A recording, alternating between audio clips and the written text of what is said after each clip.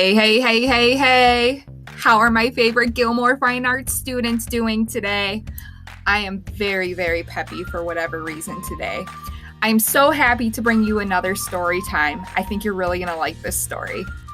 Please follow me and enjoy the ride as we ride the bus together in our virtual story time to the story called The Last Stop on Market Street.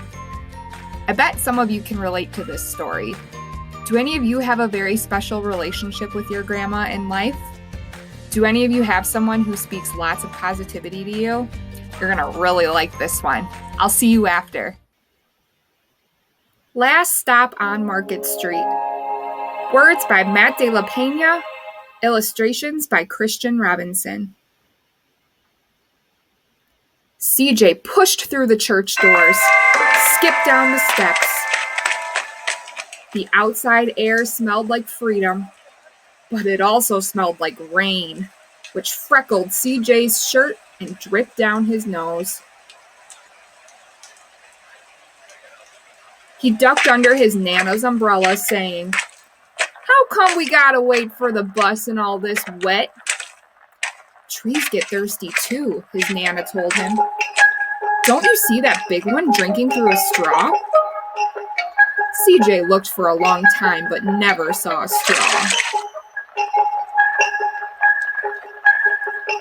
From the bus stop, he watched water pool on flower petals, watched rain patter against the windshield of a nearby car. His friend Colby climbed in, gave CJ a wave, and drove off with his dad. "Nana, how come we don't get a car?" "Boy, what do we need a car for? We got the bus that breathes fire. And old Mr. Dennis, who always has a trick for you." The bus creaked to a stop in front of them. It sighed and sagged, and the doors swung open. "What's that I see?" Mr. Dennis asked. He pulled a coin from behind CJ's ear, placed it in his palm. Nana laughed her deep laugh and pushed CJ along. They sat right up front. The man across the way was tuning a guitar. An old woman with curlers had butterflies in a jar. Nana gave everyone a great big smile and a good afternoon. She made sure CJ did the same.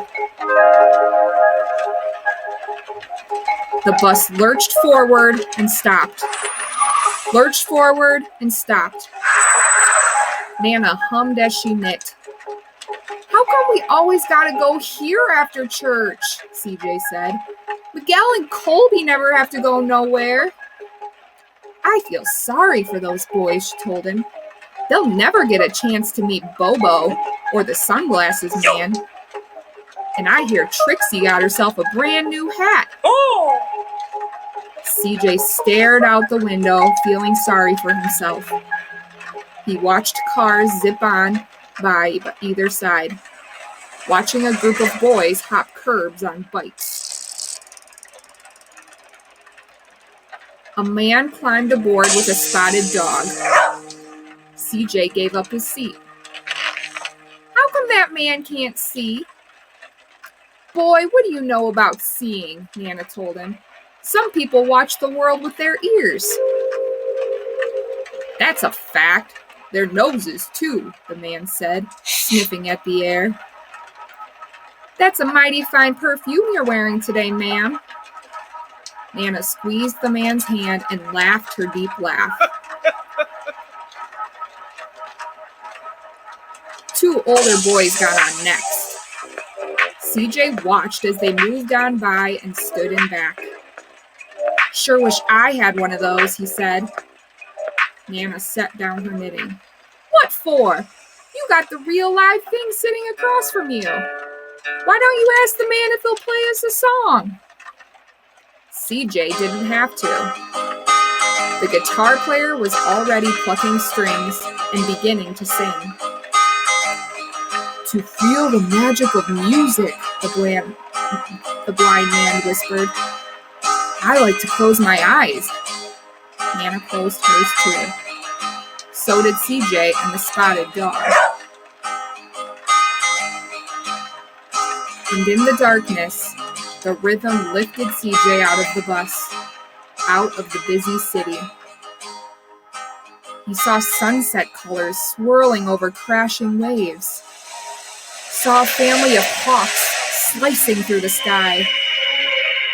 Saw the old woman's butterflies dancing free in the light of the moon.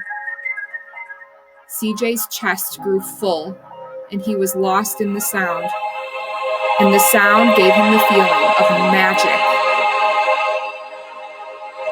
The song ended, and CJ opened his eyes. Everyone on the bus clapped, even the boys in the back. Nana glanced at the coin in CJ's palm.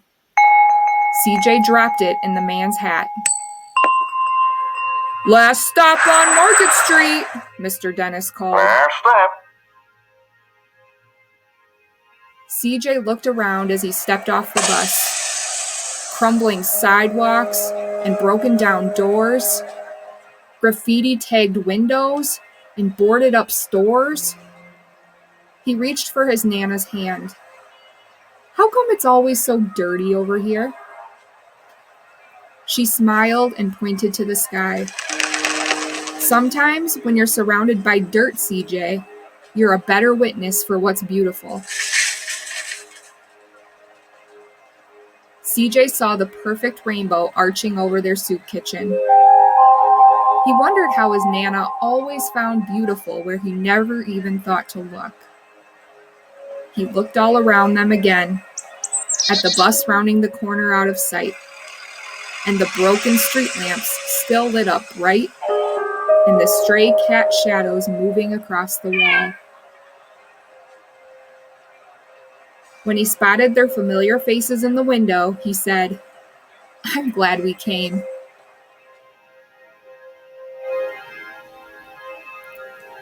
He thought his Nana might laugh her deep laugh, but she didn't. She patted him on the head and told him, "Me too, CJ. Now come on."